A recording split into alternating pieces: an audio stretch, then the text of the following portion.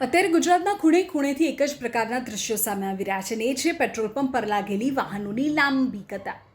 સરકાર વારંવાર અપીલ કરે છે કે રાજ્યમાં પેટ્રોલ ડીઝલનો પૂરતો જથ્થો ઉપલબ્ધ છે, છતાં જનતામાં ફફડાટ ઓછો થવાનું નામ નથી લઈ રહ્યો.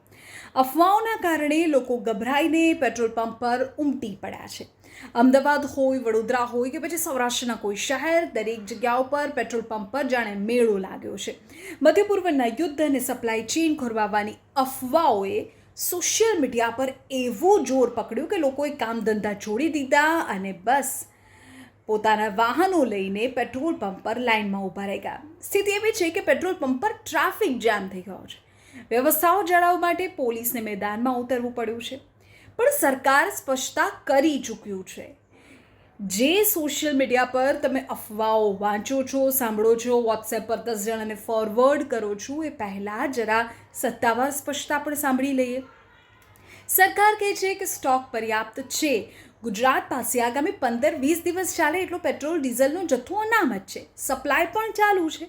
રિફાઇનરીઓમાંથી ડેપો સુધી ઈંધણ પહોંચાડવાનું કામ પણ ચાલી રહ્યું છે, એટલે ક્યાંય અટકી જવાય એવી પરિસ્થિતિ તો છે જ નહીં. તો કરવાનું શું છે?